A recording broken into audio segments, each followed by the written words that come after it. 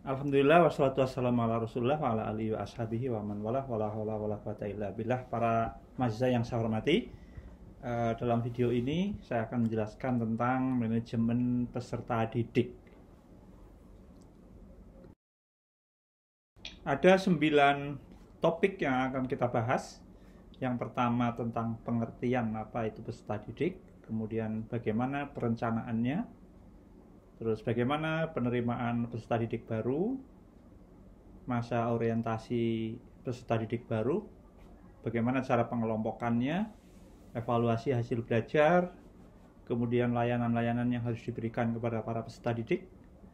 Kemudian ada 2 tema besar yang juga akan kita bahas, yaitu tentang pembentukan karakter nasionalis dan islami, serta wawasan wiyata Mandala. Pengertian peserta didik. Ya, sebenarnya kita sudah tahu ya istilah-istilah terkait dengan peserta didik. Mungkin kita memakai istilah peserta didik itu beberapa tahun terakhir ya, istilah ini lebih populer. Sebelumnya ya kita biasa menyebutnya, ada yang menyebut anak didik, ada yang menyebut subjek didik ya, santri, mahasiswa, siswa, murid ya. Waktu saya sampai SMP itu ya menyebutnya kita disebut murid gitu. Tapi sekarang kita lebih populer dengan kata-kata dengan istilah peserta didik ya. Atau hakikatnya itu sebenarnya mereka ini apakah santri, apakah peserta didik atau mahasiswa, semuanya adalah pembelajar gitu. Jadi orang yang menuntut ilmu lah, itu barangkali definisi secara terminologisnya adalah lebih tepatnya itu. Dalam Undang-Undang Nomor 20 Tahun 2003 dikatakan di sana bahwa peserta didik adalah anggota masyarakat yang berusaha mengembangkan potensi dirinya melalui proses pembelajaran yang tersedia pada jalur jenjang dan jenis pendidikan tertentu. Itu definisinya. Manajemen peserta didik adalah sebuah proses penyelenggaraan kerjasama dalam bidang kesiswaan dalam rangka pencapaian tujuan-tujuan pendidikan. Ini menurut Indra Kusuma dan Sukarni tahun 89. Jadi manajemen peserta didik adalah usaha pengaturan terhadap peserta didik, mulai dari peserta didik masuk sampai dengan peserta didik itu lulus sekolah. Ini pendapatnya Imron dan Burhanuddin ya, dalam bukunya tahun 2003. Imron juga menambahkan bahwa manajemen peserta didik adalah suatu layanan yang memusatkan perhatian pada pengaturan, penyediaan layanan siswa di kelas dan juga di luar kelas, ya, mulai dari pengenalan, pendaftaran, orientasi, kemudian penyediaan layanan individual, ya, misalnya pengembangan keseluruhan kemampuan, minat dan bakat, sampai peserta didik itu mencapai kematangan di sekolah. Relasi substansi manajemen pendidikan dengan peserta didik dapat digambarkan dalam bagan yang tersaji ini. Dalam bagian ini jelas sekali bahwa peserta didik itu merupakan pusat dari manajemen pendidikan. Dia berada pada center point atau central position dari keseluruhan manajemen pendidikan.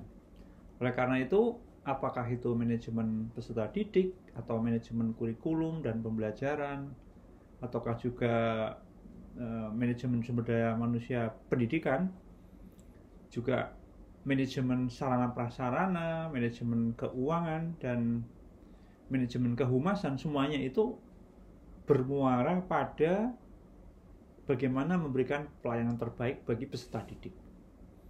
Intinya adalah seperti itu. Jadi dapat dikatakan manajemen pendidikan sebenarnya yang menjadi target utama adalah peserta didik. Jadi tidak boleh misalnya manajemen kurikulum dan pembelajaran kok malah justru tidak mengabdikan diri atau tidak memberikan prioritas demi pelayanan terbaik untuk peserta didik. Demikian pula keuangan. seluruh manajemen keuangan sekolah itu harus bermuara pada kepentingan peserta didik. Bisa digambarkan seperti itu. Kehumasan juga seperti itu.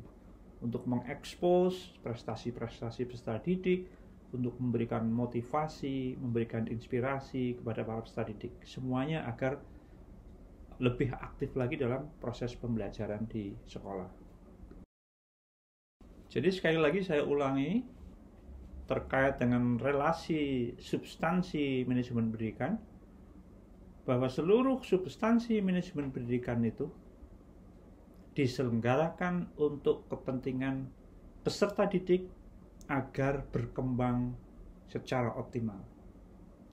Dengan demikian, dalam keseluruhan tata kelola manajemen pendidikan, kepentingan peserta didik harus menjadi prioritas pertama dan utama.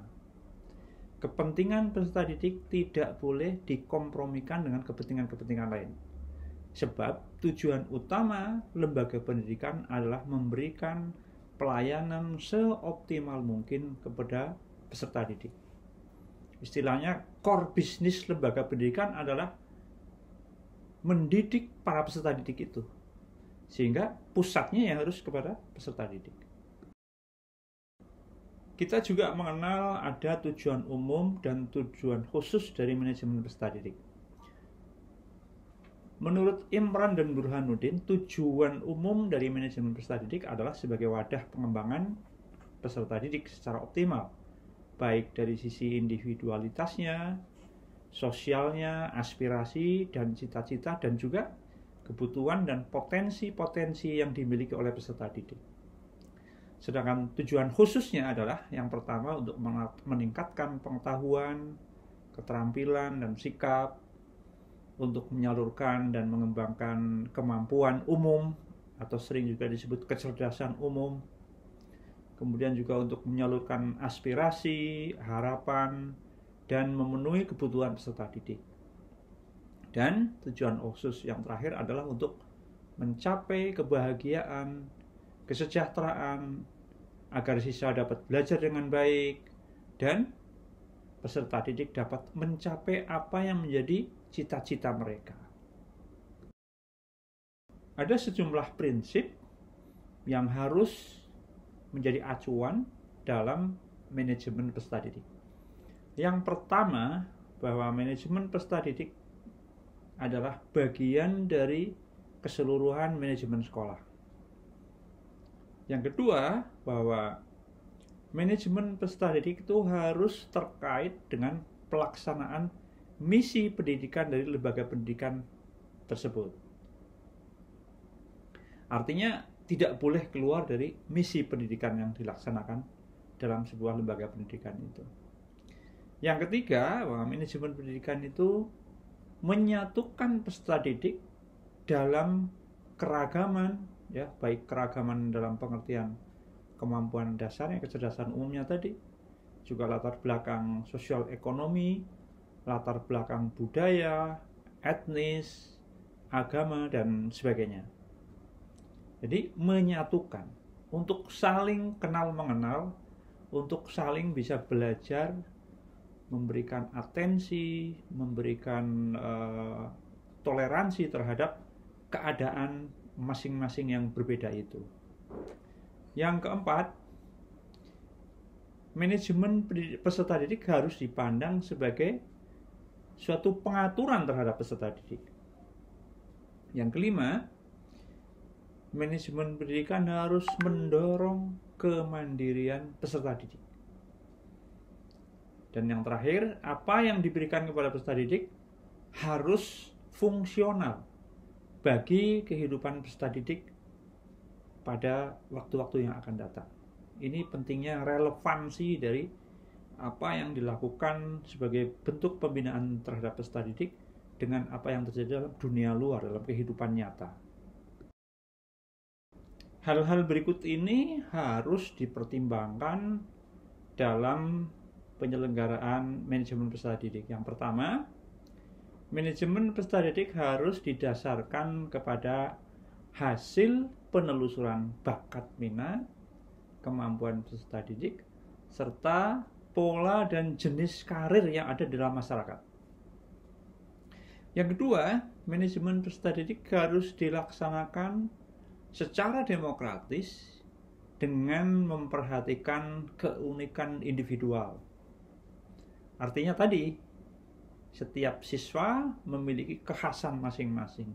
Kecerdasannya berbeda, bakat dan minatnya berbeda, latar belakang sosial ekonominya berbeda, maka itu harus kita pandang sebagai sebuah keunikan individual yang dalam penyelenggaraan manajemen pendidikan itu harus menjadi bahan pertimbangan pokok, ya. Artinya tidak boleh dilewatkan itu perbedaan-perbedaan atau keunikan-keunikan yang bersifat individual itu. Yang ketiga, manajemen pendidikan itu harus mendukung terjadinya proses perkembangan diri secara utuh. Ya, secara utuh itu artinya ya fisiknya ya berkembang, mentalnya berkembang, spiritualitasnya, religiositasnya, sosialita, sikap sosialnya itu juga berkembang dengan sebaik-baiknya. Yang keempat, program manajemen pendidikan, manajemen peserta didik itu harus berkesinambungan, harus berproses mulai dari awal masuk sampai dengan siswa lulus dari suatu lembaga pendidikan. Yang kelima, bahwa program harus menghindarkan diri dari penambahan beban biaya bagi peserta didik, ya.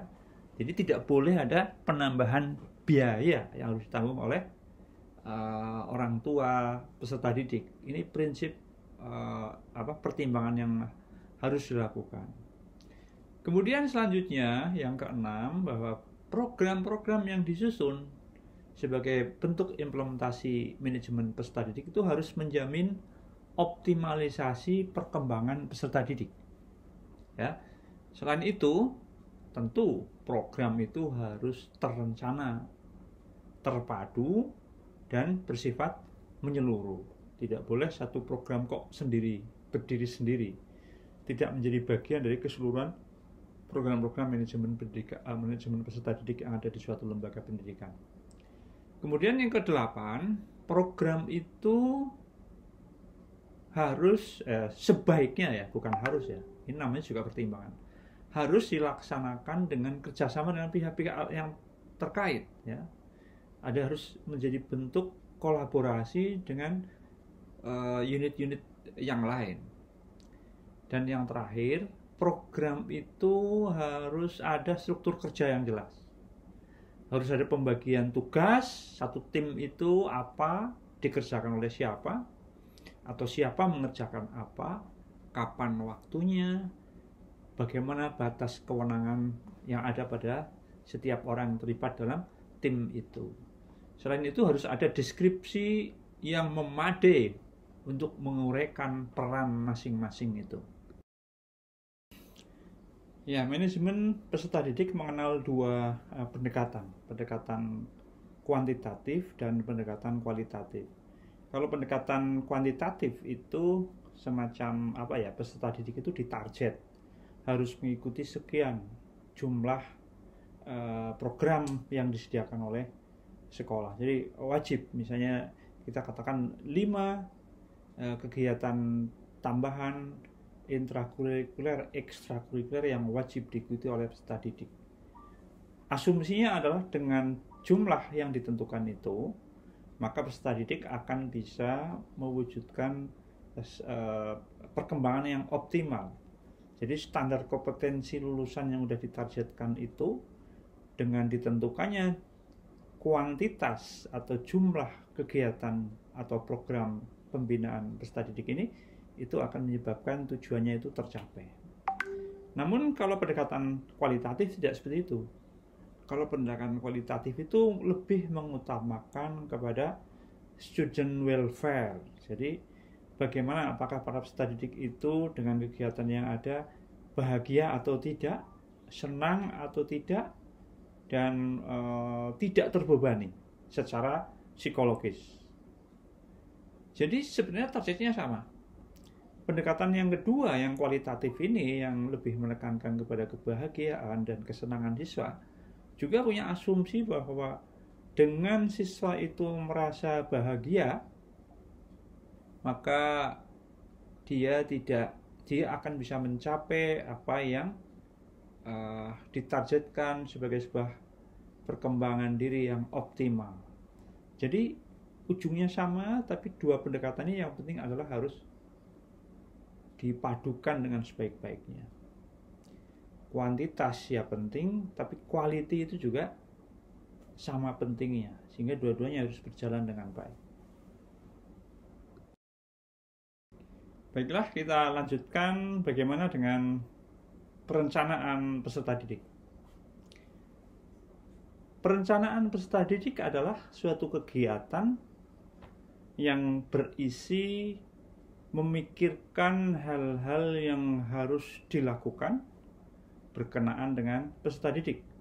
Mulai dari peserta didik akan kita rekrut, akan masuk, sampai dengan peserta didik naik dari satu tingkatan berikutnya, sampai dengan mereka lulus. Jadi, apabila saudara menjadi manajer sebuah lembaga pendidikan, maka harus dapat memikirkan dan juga lebih penting lagi mendeskripsikan secara jelas mengenai perkiraan jumlah siswa yang akan diterima, terus bagaimana merumuskan jumlah tersebut secara tepat ya, jangan sampai ternyata kebanyakan siswa atau kekurangan, harus tepat betul jumlahnya. Dan bagaimana juga menyusun kebijakan di tingkat sekolah dengan mempertimbangkan tujuan pendidikan di lembaga tersebut, bagaimana program-program akan disusun, langkah-langkah apa yang harus dilakukan, dan bagaimana penjadwalannya. Dan tentu mau tidak mau harus memikirkan tentang pembiayaannya, karena semua program pasti membutuhkan biaya. Nah, perencanaan peserta didik itu dapat digambarkan dalam alur sebagai berikut. Nah, begini alurnya. Yang pertama, perkiraan, dipikirkan betul ya, berapa jumlah siswa yang akan diterima. Kemudian dirumuskan dalam satu dokumen, ya. Dokumen itu menjadi pedoman bagi pelaksanaan rekrutmen peserta didik baru. Bahkan sebenarnya dokumen itu ya isinya sebenarnya kebijakan di tingkat sekolah terkait peserta didik baru mau seperti apa. Lalu setelah itu baru dari kebijakan itu disusunlah program-program pembinaan peserta didik baru atau manajemen peserta didik baru itu. Setelah itu kemudian tentu program adalah berupa langkah-langkah, urutan kegiatan. Kemudian disusun jadwalnya, time schedule-nya, kapan mulai, kapan selesai, dan terakhir ditentukan bagaimana aspek pembiayaan kegiatan untuk peserta didik ini. Apa yang dimaksud dengan perkiraan dalam bagian tadi? Yaitu menghubungkan secara kreatif antara hubungan masa lalu. Jadi lembaga pendidikan itu kondisi sekarang dan juga di masa yang akan datang itu akan seperti apa lembaga pendidikan itu. Jadi dikaitkan. Masa lalu adalah akumulasi dari pengalaman-pengalaman manajemen peserta didik. Di sana pasti ada kisah sukses, ada success story, itu yang harus dijadikan pedoman untuk bisa diterapkan untuk mencetak success story berikutnya. Kemudian kegagalan yang pernah terjadi adalah sebuah pelajaran yang tidak boleh diulang di masa yang akan datang. Ini yang dimaksud dengan bagaimana kita melihat masa lalu dari lembaga pendidikan kita. Yang kedua tentang masa kini, maka bagaimana sih situasi dan kondisi siswa-siswa saat ini, zaman ini. Semua informasi kondisi yang sekarang ini harus dikumpulkan selengkap-lengkapnya, selengkap mungkin. Karena penting untuk mengambil kebijakan bagaimana future itu akan kita capai. Dan pengambilan keputusan ini harus betul-betul didasarkan pada informasi yang memadai.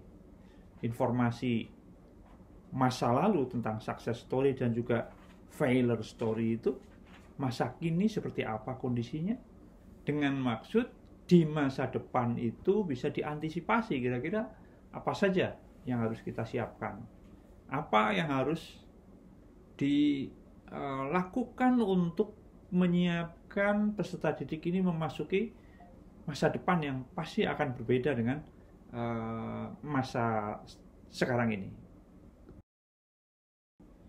Dengan mengkaitkan masa lalu, masa sekarang, dan apa yang akan dicapai di masa yang akan datang, maka manajemen peserta didik itu bisa dirumuskan dengan jelas dan dengan tuntas. Tujuannya di sini adalah tujuan manajemen peserta didik baik secara umum, yang kemudian tujuan tersebut di breakdown, dijabarkan dalam tujuan-tujuan yang bersifat khusus. Nah, sebaiknya perumusan tujuan umum dan tujuan khusus ini dilakukan secara demokratis, artinya melibatkan para pihak.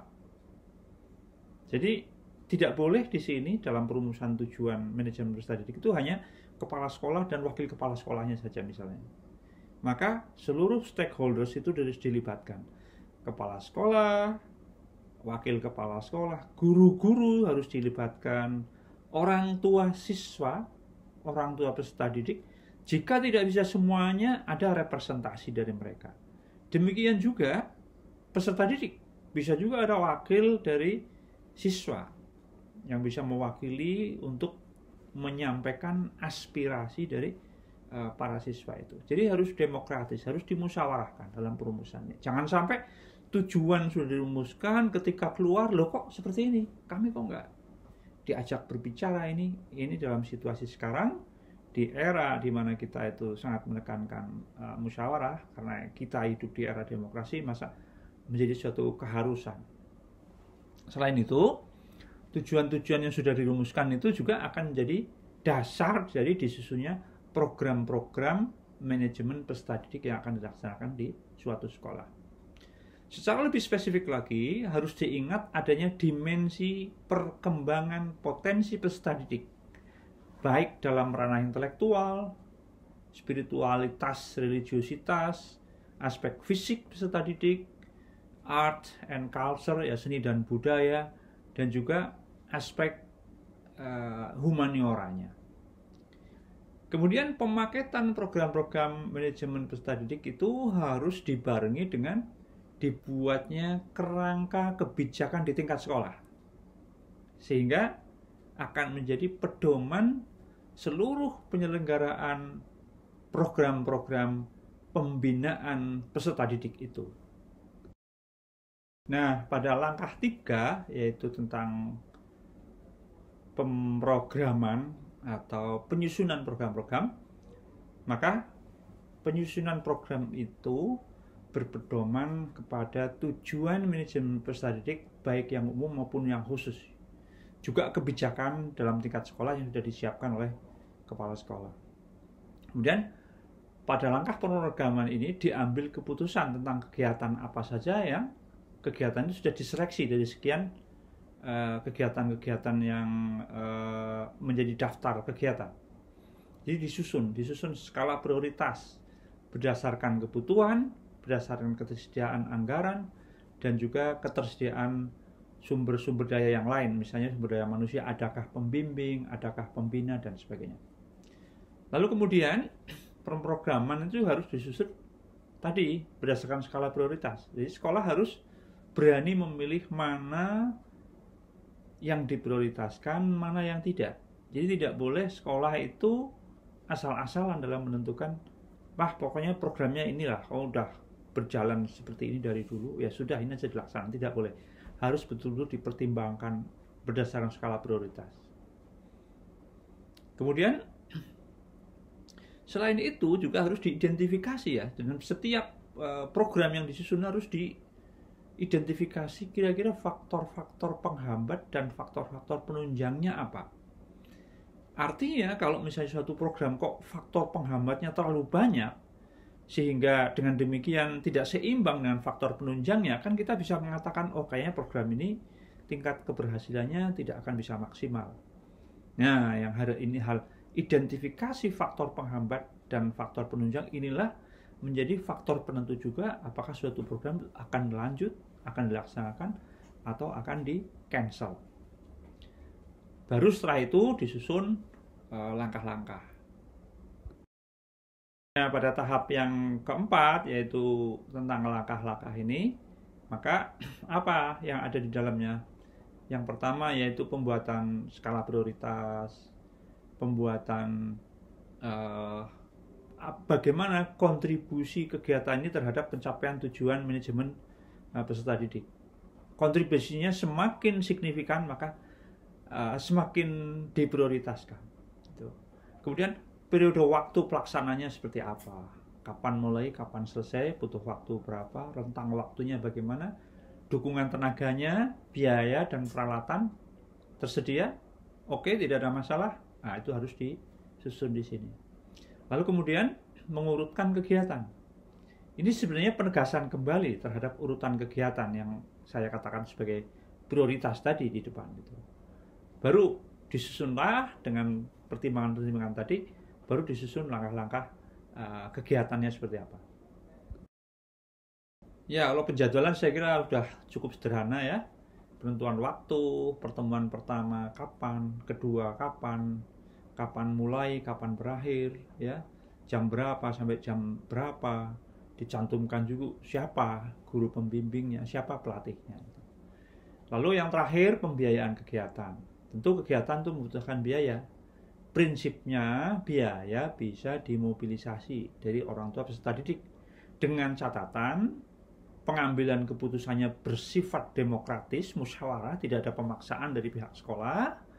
Pengelolaannya menganut azas-azas tata kelola pemerintahan yang baik. Jadi harus setidak-tidaknya ada 3 syarat ya, 4 syarat sebenarnya. Yang pertama adalah partisipatif tadi dalam pengambilan keputusan, yang kedua harus akuntabel, dapat dipertanggungjawabkan, yang ketiga transparan, ya, harus terbuka. Orang bisa melihat anggaran ini, kegiatan ini menghabiskan anggaran berapa dan sumbernya dari mana dan untuk apa saja anggaran itu dipakai. Ya, jadi prinsip ini, prinsip tata kelola yang baik ini harus menjadi acuan dalam pelaksanaan manajemen peserta didik. Bahkan prinsip ini tidak hanya untuk manajemen peserta didik, manajemen yang lain juga harus seperti itu. Selanjutnya kita berbicara tentang jumlah siswa yang akan diterima di suatu lembaga pendidikan. Maka dalam hal ini ada beberapa hal yang harus dipertimbangkan oleh pihak sekolah ya. Jadi ada sensus namanya, sensus sekolah. Intinya apa? Ya, pencatatan terhadap statistik suatu wilayah, misalnya Kabupaten Banyumas. Seperti apa sih jumlah siswanya? Ya, berapa sih jumlah sekolahnya? Sekolah negeri berapa? Sekolah swasta berapa? Jumlah siswa setiap sekolah seperti apa? Jika hal ini sudah diketahui, maka kita bisa mengetahui jumlah penduduk Kabupaten Banyumas dalam kategori usia sekolah. Bahkan tidak hanya usia sekolah, usia SD berapa, usia SMP berapa, usia SLTA berapa.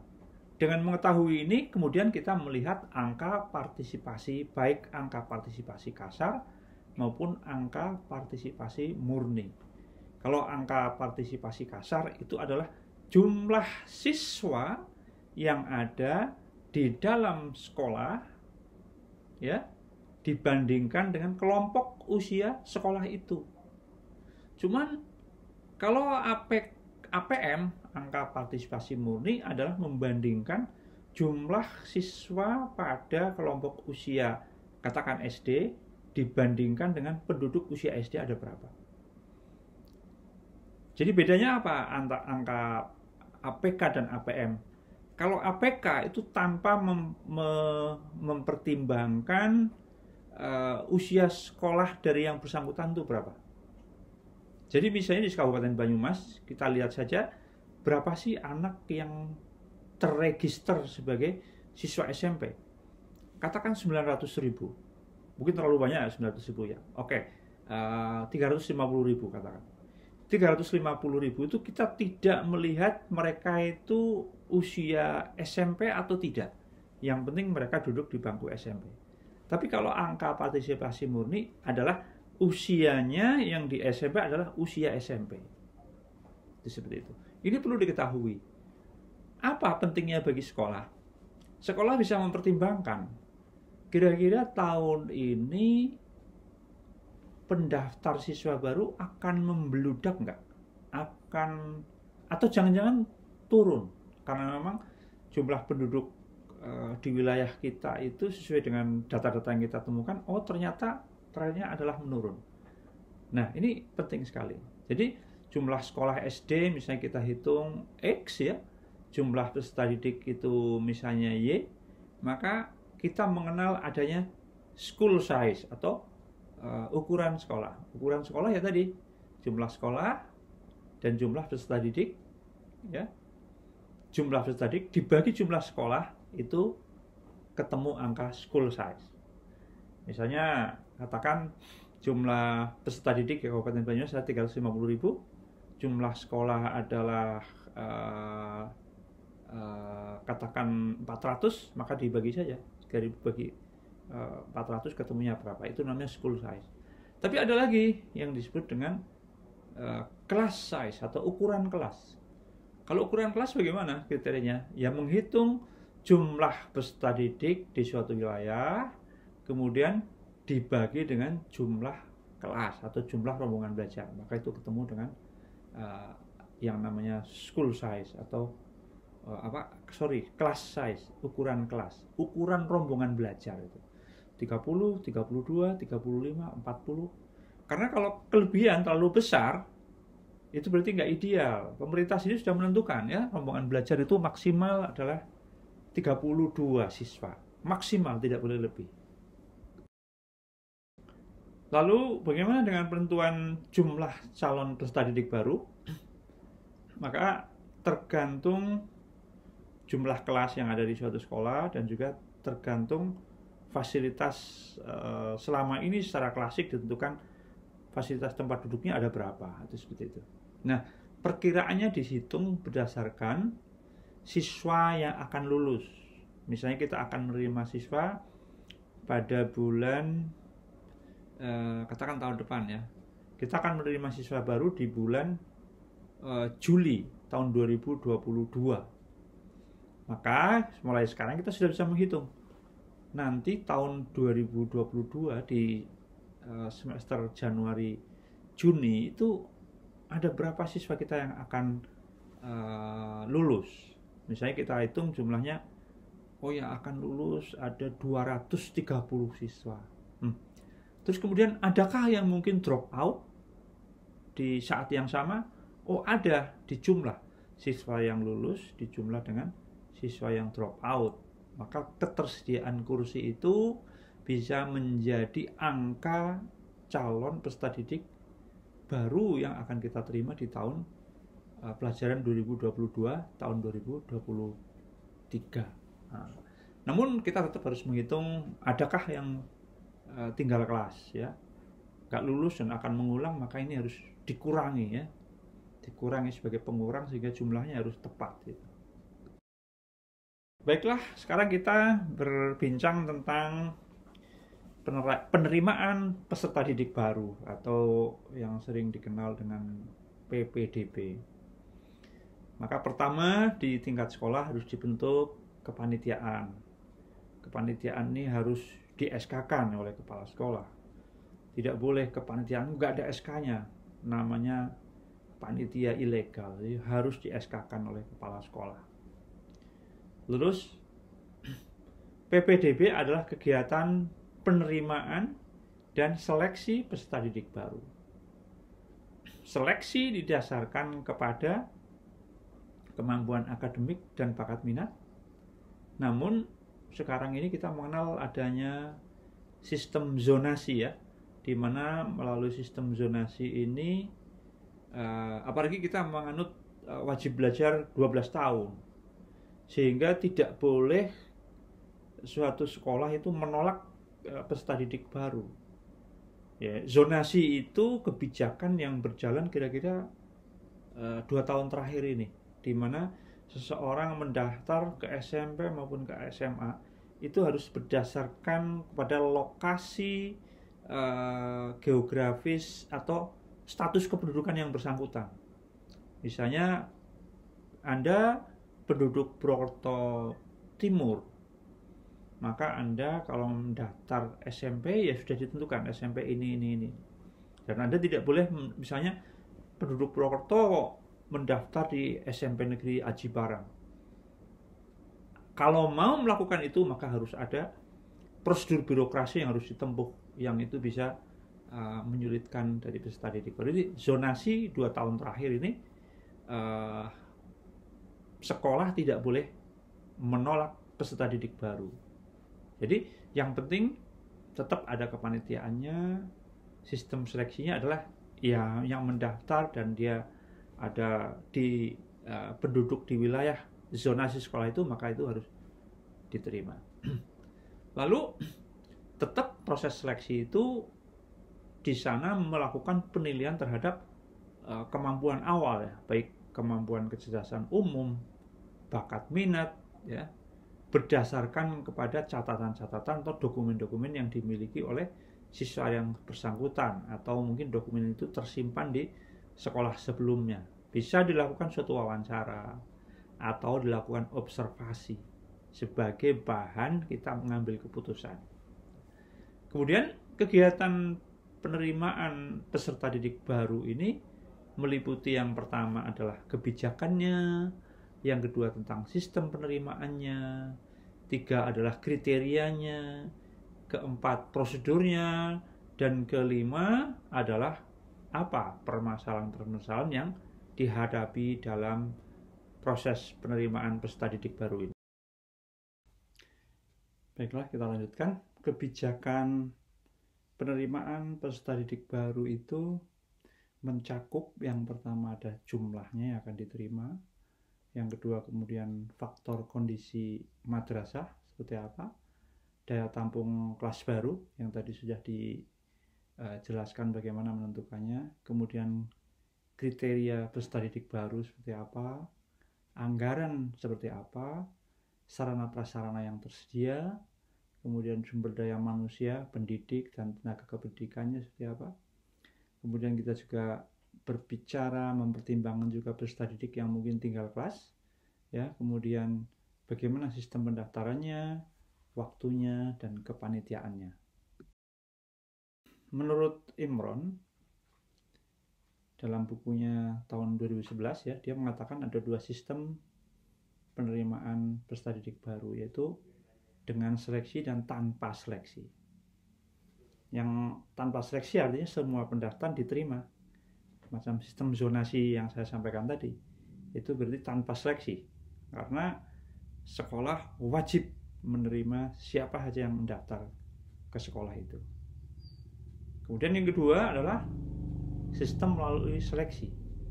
Yang ini pun dibagi lagi menjadi 2, yaitu seleksi akademik murni, dan yang kedua adalah berdasarkan penelusuran bakat minat. Kemudian dalam sistem penerimaan peserta didik baru kita juga kadang-kadang berbicara tentang bagaimana budaya sekolah, suatu madrasah, kaitannya dengan penerimaan peserta didik baru ini. Ada yang bersifat birokratik murni sehingga sangat ketat dan mungkin kaku gitu, tapi ada juga sekolah madrasah yang fleksibel ya. Artinya fleksibel itu memberikan toleransi misalnya terhadap belum dipenuhinya persyaratan-persyaratan yang bersifat administratif. Yang penting persyaratan substantifnya itu sudah memenuhi. Lalu satu hal lagi yang sering menjadi persoalan atau menjadi isu dalam penerimaan peserta didik, yaitu adanya beberapa lembaga pendidikan yang tidak akuntabel ya. Ada jalur gelap misalnya sekolah-sekolah favorit kok ada jalur sendiri yang itu tidak diumumkan secara terbuka kepada masyarakat, sehingga yang diumumkan misalnya menerima siswa baru 300, ternyata dia menerima 380. Yang 2 kelas terakhir ya itu adalah melalui jalur yang tidak diumumkan secara publik. Ini kan akan menimbulkan persoalan.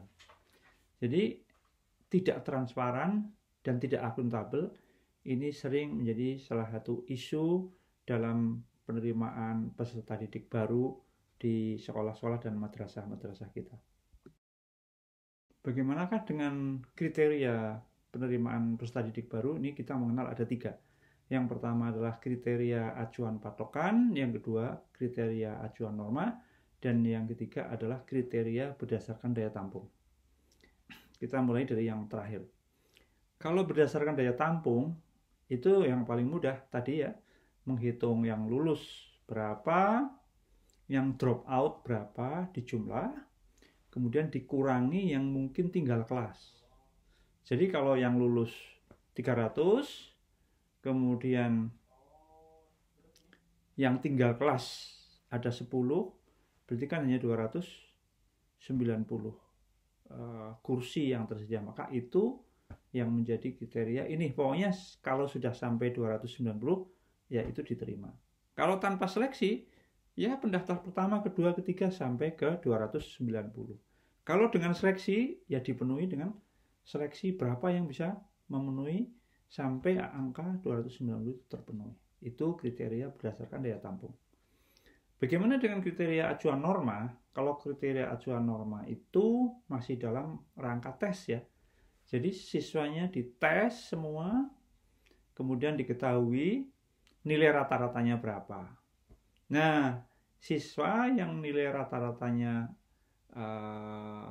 siswa yang mendapatkan hasil tes seleksi di atas rata-rata itu yang diterima. Kalau di bawah rata-rata berarti tidak diterima. Lalu yang lebih ketat lagi adalah kriteria acuan patokan.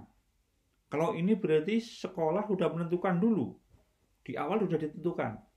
Nanti dalam seleksi penerimaan peserta didik baru, kita pasang kriteria hanya mereka yang nilainya 7,0 yang bisa diterima di sini. Rata-rata dari sekian mata pelajaran yang dites, nilainya rata-rata 7,0 itu yang akan diterima. Kalau di bawah itu nggak bisa. Gitu. Apa bedanya dengan kita kriteria acuan norma? Kalau kriteria acuan norma kita tidak menentukan di depan. Tapi seluruh pendaftar dites, kemudian dirumuskan nilai rata-ratanya berapa, hanya siswa yang nilainya di atas rata-rata itu yang diterima. Itu namanya acuan norma. Prosedur penerimaan peserta didik baru, yaitu urutan langkah-langkah yang dikerjakan untuk melaksanakan proses seleksi penerimaan peserta didik baru. Diawali dengan tadi sudah saya sampaikan di depan, kepala sekolah menentukan kepanitiaan, di SK-kan, ya. Kemudian dalam SK itu jelas orang dengan jabatan dalam kepanitiaan peserta didik baru itu apa saja. Ketua, sekretaris, bagian sarana prasarana, bagian pendaftaran, bagian sosialisasi mungkin itu sudah dibagi, maka tugasnya sudah sangat terinci. Tuh. Jadi penerimaan peserta didik baru memang kepala sekolah yang berwenang untuk menentukan, meresmikan, melegalisasi. Tapi eksekusi pelaksanaan penerimaan peserta didik baru itu dilaksanakan oleh panitia itu. Kepanitiaan itu terdiri dari biasanya ketua, sekretaris, bendahara, kemudian ada seksi promosi yang sosialisasi kemana-mana dalam rangka merekrut siswa baru gitu ya. Terus kemudian adalah seksi pendaftaran, ada seksi evaluasi, dan seksi sarana prasarana. Nah, alurnya adalah sebagai berikut. Yang pertama yaitu pembentukan panitia, kemudian panitia melakukan rapat-rapat ya, bisa 2 kali, bisa 3 kali tergantung kebutuhan. Kemudian pengumuman, kemudian pemasangan atau pengumuman ya, masih dalam rangka pengumuman ini sebenarnya ya. Kemudian setelah itu baru fase pendaftaran, kemudian dilakukan seleksi peserta didik baru kalau memang ada seleksi gitu ya. Kemudian rapat penentuan peserta didik yang baru yang akan diterima, siapa saja, berapa jumlahnya sudah ditentukan dari awal. Kemudian setelah itu baru pengumuman calon peserta didik yang akan diterima. Dan setelah diumumkan, maka diakhiri dengan pendaftaran ulang peserta didik baru. Baiklah, setelah peserta didik baru mendaftar ulang tadi, maka dilakukanlah apa yang sangat populer ya, kita sudah sangat mengenalnya, yaitu orientasi peserta didik baru. Orientasi itu sebenarnya tujuannya adalah mengenalkan peserta didik baru dengan lingkungan sekolah ya, baik lingkungan fisik maupun lingkungan non-fisik. Kalau lingkungan fisik jelas, gedung apa berada di mana, kelas apa berada di mana, perpustakaan di mana, lab di mana, masjid, musola di mana, itu lingkungan fisik. Tapi yang tidak kalah pentingnya juga lingkungan non-fisik ya, baik lingkungan non-fisik yang bersifat sosial, budaya, adat istiadat, tata tertib, kode etik dan sebagainya, tapi juga lingkungan budaya. Bagaimana budaya akademik di suatu sekolah, bagaimana budaya kerja guru, bagaimana pola hubungan antara jabatan yang ada di situ, dan hubungan sosial kemanusiaan yang ada di lembaga pendidikan itu. Nah, siswa didik ini, peserta didik baru ini harus menyesuaikan dengan lingkungan yang baru itu, baik fisik maupun non-fisik. Nah, orientasi ini juga digunakan untuk menelusuri bakat minat yang dimiliki oleh seluruh peserta didik itu. Diinventarisasi, disusun dalam sebuah database yang akan dijadikan dasar untuk pengelompokan kelas atau pengikutsertaan peserta didik baru dalam program-program kurikuler, ekskurikuler, intrakurikuler yang ada di sekolah tersebut. Orientasi peserta didik baru ini ada beberapa fungsi. Ini menurut Imron, dia mengatakan orientasi ini punya fungsi yang pertama adalah sebagai wahana para siswa menyatakan diri terhadap seluruh lingkungan barunya itu. Jadi setelah mengenali lingkungannya, maka siswa menentukan sikap. Oke, kalau begitu saya akan seperti ini di sekolah ini. Yang kedua, bagi guru dan bagi tenaga kependidikan, maka orientasi peserta didik ini menjadi ajang untuk mengetahui profil peserta didik barunya itu seperti apa. Dan dengan mengetahui profil itu kemudian menyesuaikan program-program yang akan diberikan sebagai layanan terhadap peserta didik. Yang ketiga, bagi peserta didik yang senior, kakak kelas, maka orientasi ini menjadi sarana untuk mengetahui seperti apa sih kondisi adik kelas itu. Siapa kira-kira akan bisa diberikan tanggung jawab untuk memikul tanggung jawab leadership kepemimpinan dalam organisasi siswa intrasekolah, OSIS misalnya, di kegiatan kepramukaan, siapa kira-kira tepat di situ, dan seluruh kegiatan-kegiatan yang ada di sekolah itu. Lalu ada juga isu dalam kaitannya dengan orientasi peserta didik baru ya.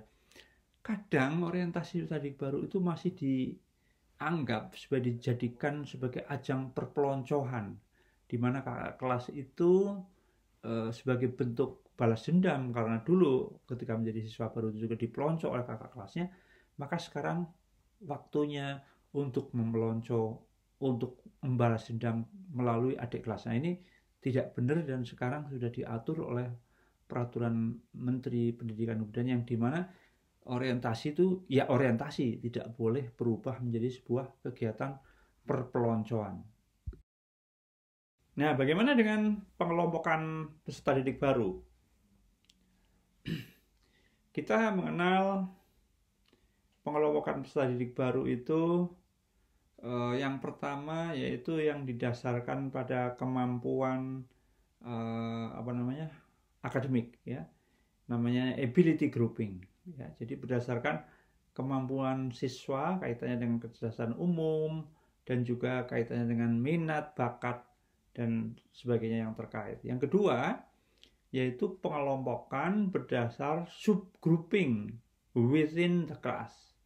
Jadi dalam hal ini siswa-siswa di dalam kelas masing-masing dibagi lagi ke dalam kelompok-kelompok kecil, dan antar kelompok kecil ini bisa saling berpindah untuk memberi kesempatan siswa mensosialisasikan dan beradaptasi dengan lingkungan secara lebih luas.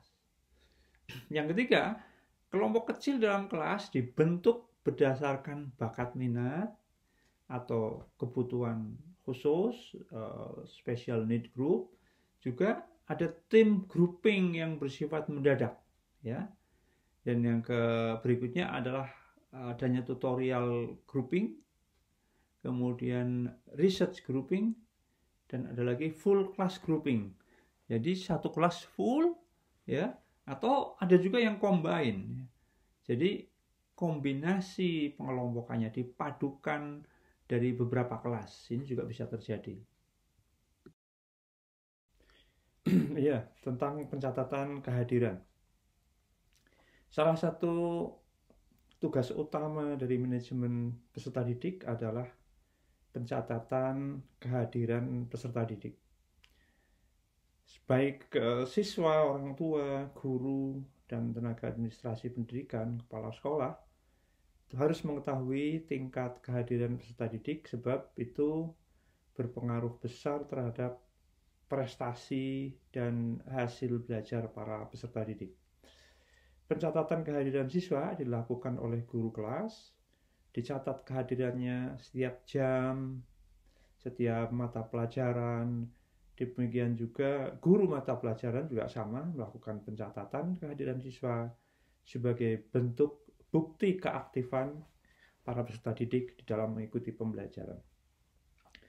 Pencatatan kehadiran juga dilakukan sebagai kriteria dapat tidaknya mengikuti ujian akhir semester misalnya, atau ujian catur bulan, atau ujian apa saja bagi peserta didik.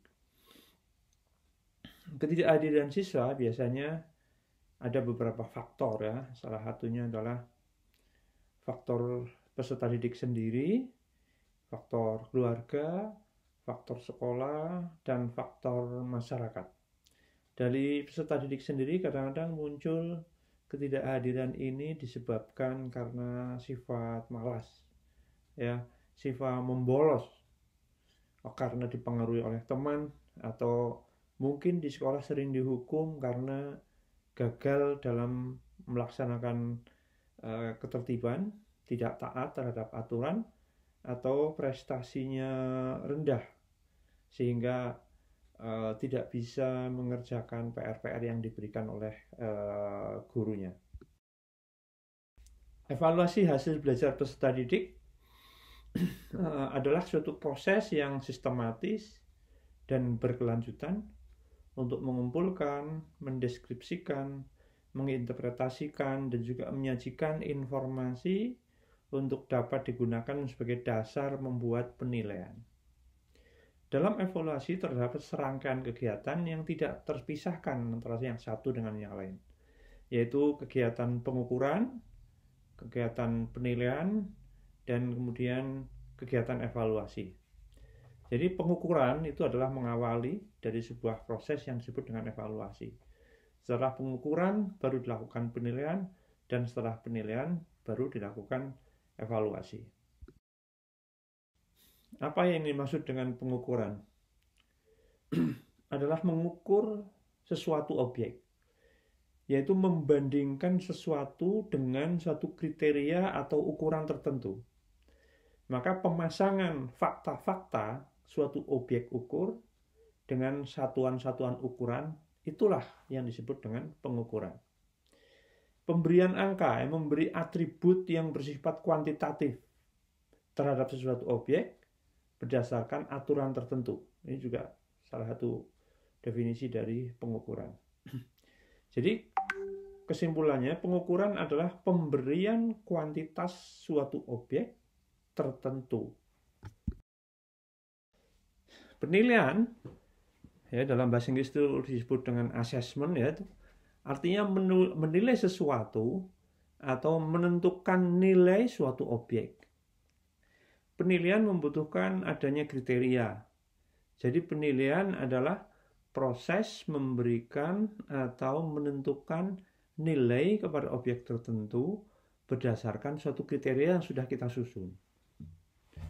Penilaian artinya mempertimbangkan suatu keadaan atau suatu gejala dengan menggunakan patokan-patokan tertentu seperti baik, ya, buruk, sehat, sakit, pandai, kurang pandai, tidak pandai, itu namanya memberikan penilaian.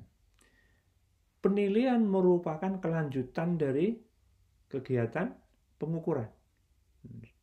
Jadi langkah keduanya adalah penilaian. Setelah pengukuran baru penilaian.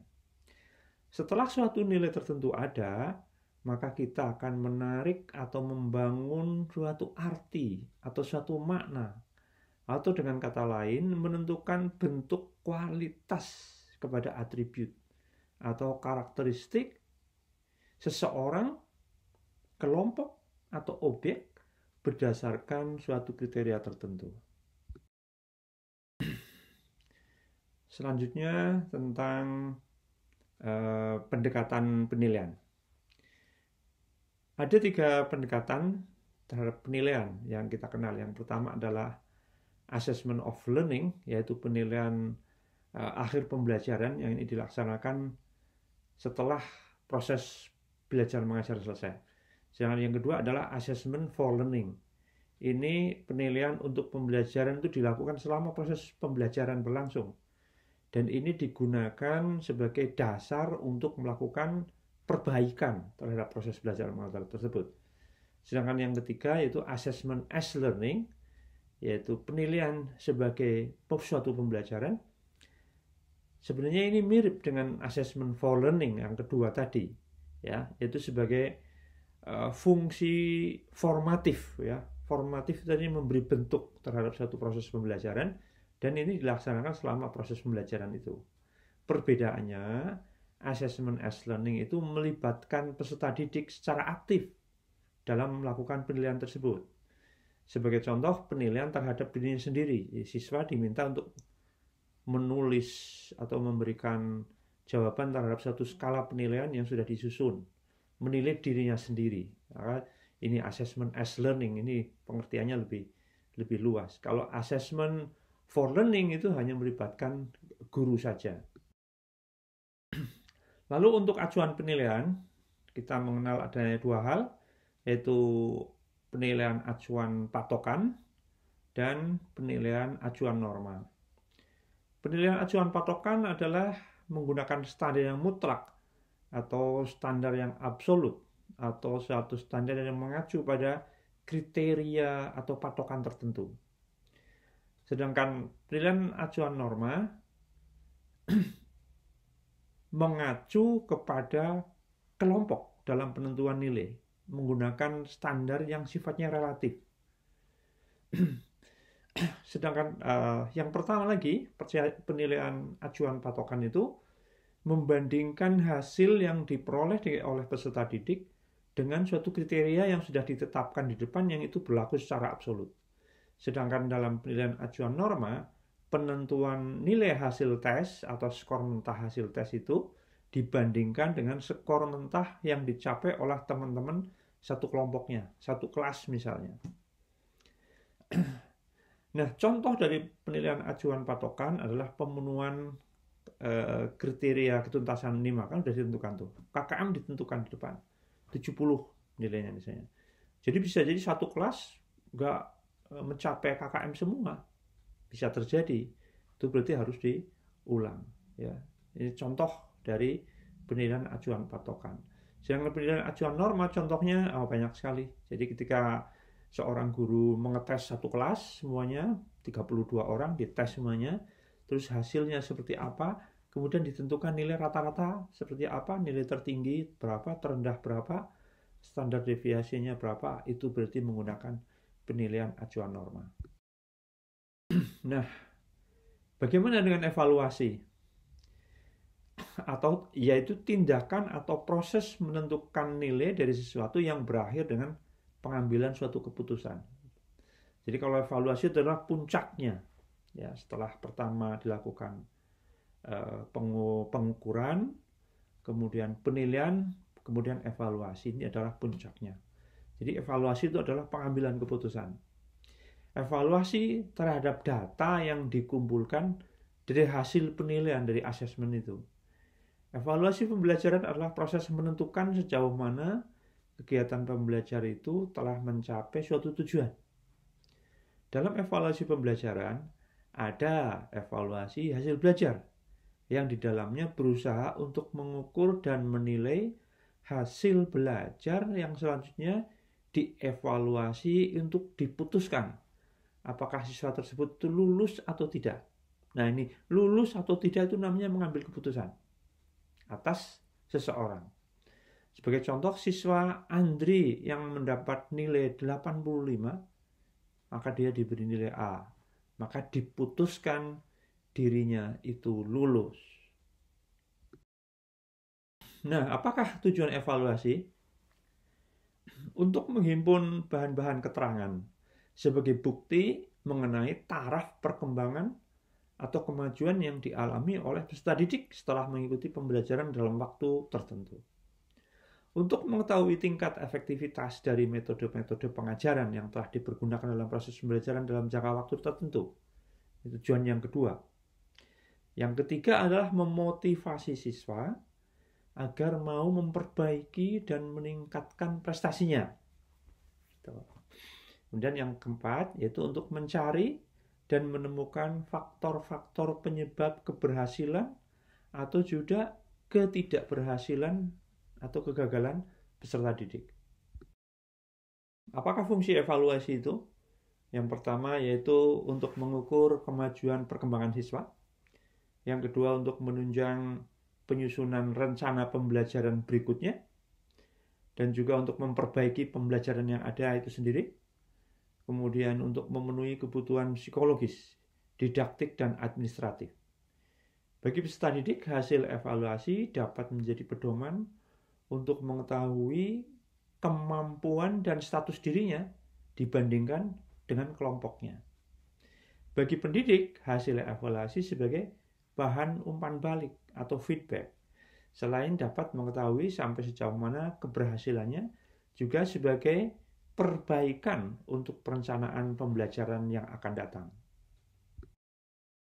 Sampailah kita pada pembicaraan tentang layanan khusus kepada peserta didik.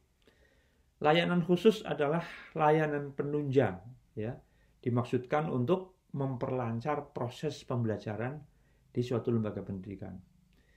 Misalnya layanan kebutuhan makan minum, ya ada kantinnya misalnya, layanan kebutuhan kesehatan, diberi ruang UKS misalnya, ada layanan koperasi sekolah untuk memenuhi kebutuhan-kebutuhan siswa, ada layanan perpustakaan, dan layanan laboratorium. Pendekatan pemberian layanan ada 3 hal. Yang pertama adalah yang student-centered, artinya pelayanan disediakan untuk siswa dan memberdayakan siswa, sehingga siswa itu diberi kesempatan untuk ikut mengelola berbagai macam pelayanan tadi sebagai proses pembelajaran juga. Proses pembelajaran tata kelola suatu pelayanan. Ini penting sekali sebagai bagian terpisahkan dari proses pendidikan yang ada di suatu lembaga pendidikan. Pendekatan yang kedua yaitu yang bersifat berpusat kepada pelayanan itu sendiri. Jadi kalau yang jenis kedua ini siswa tidak dilibatkan. Sekolah mempekerjakan orang untuk memberikan layanan-layanan, apakah di koperasi, jual beli minuman, jual makanan dan minuman, terus koperasi sekolah itu semuanya dilayani oleh tenaga-tenaga profesional ya yang dibayar oleh sekolah. Dan yang ketiga yaitu sistem kombinasi. Jadi siswa ya diikut sertakan, tapi juga ada pengelola yang membantu. Jadi semacam siswa itu mendapatkan praktek lapangan untuk pengelola di bawah bimbingan para pengelola. Nah, mana yang paling baik tentu sangat tergantung dari situasi dan kondisi setiap lembaga pendidikan. Pembinaan disiplin peserta didik. Salah satu bentuk cita-cita masyarakat yang ideal itu adalah masyarakat apa yang disebut oleh Cak Nur maksud saya, Profesor Dr. Nurcholish Madjid menyebut sebagai masyarakat madani atau civil society atau masyarakat madaniyah itu yang dicirikan dengan kuatnya nilai-nilai yang dijunjung tinggi oleh warga masyarakat. Saling menghormati, saling toleran, saling tolong-menolong, saling asah-asuh, dan taat hukum, ya, dan tentu memiliki disiplin diri yang sangat tinggi, disiplin diri yang sangat tinggi. Nah, dalam konteks ini, maka sekolah adalah merupakan tempat pendidikan agar peserta didik itu memiliki sifat-sifat yang menjadi unsur pembentuk masyarakat madani tadi. Oleh karena itu, di sekolah dilakukan penanaman nilai-nilai yang menjadi fondasi civil society tadi. Ya, ditanamkan nilai-nilai toleransi, egalitarian, nilai-nilai demokratis, bertanggung jawab, kepatuhan terhadap hukum, dan juga tetap bersifat humanis. Jadi, latar belakang atau konteks pembinaan disiplin peserta didik adalah seperti itu. Penanaman nilai-nilai tersebut dilakukan dengan berbagai cara, dengan melalui pentahapan. Jadi pentahapan penanaman disiplin sebagai suatu values yang akan kita tanaman kepada peserta didik ada mengalami 3 fase. Fase knowing, fase doing, dan fase being. Ya. Knowing itu artinya peserta didik dikenalkan dengan nilai-nilai masyarakat madani tersebut, agar mereka mengetahui bahwa ada nilai-nilai yang penting yang menjadi fondasi terbentuknya suatu masyarakat yang kuat. Jadi untuk mengetahui saja, kognitif proses. Lalu baru kemudian doing. Nah, dalam tahap ini peserta didik itu dilatih, dibiasakan untuk menerapkan, mempraktekkan, dan mengimplementasikan nilai-nilai tersebut. Baru doing dilakukan terus-menerus setiap hari, rutin dipantau, ada mekanisme pemberian reward dan punishment, yang disiplin diberikan penghargaan, yang tidak diberi sanksi berbagai bentuk, maka baru kemudian kita bisa pada tahap being. Artinya tahap being adalah suatu tahapan di mana nilai-nilai yang diajarkan itu sudah internalize, sudah menjadi bagian dari diri seseorang. Nah, ini yang dicita-citakan, sehingga mereka akan bisa menjadi warga negara yang baik. Ketika keluar dari sekolah, di masyarakat dia sudah biasa, toleran, peduli terhadap orang lain, musyawarah, mufakat, demokratis, dan sebagainya. Itu jadi 3 tahapan tadi: knowing, doing, dan being.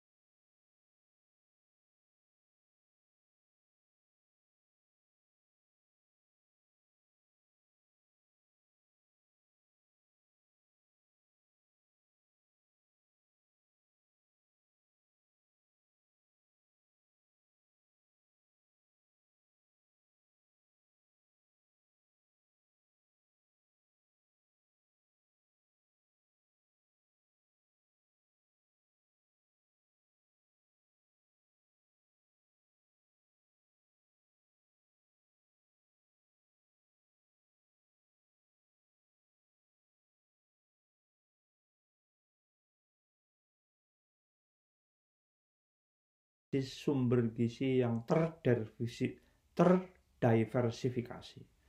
Yang kedelapan, sastra dan budaya. Yang kesembilan, teknologi informasi dan komunikasi. Dan yang terakhir adalah komunikasi dalam bahasa Inggris. Ini Permendikbud 39 tahun 2008 tentang pembinaan kesiswaan.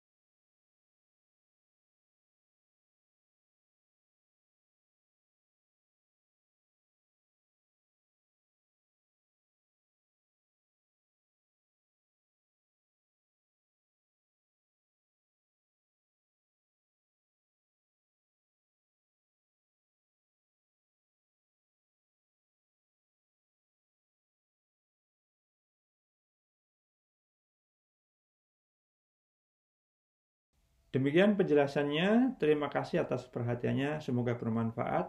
Assalamualaikum warahmatullahi wabarakatuh.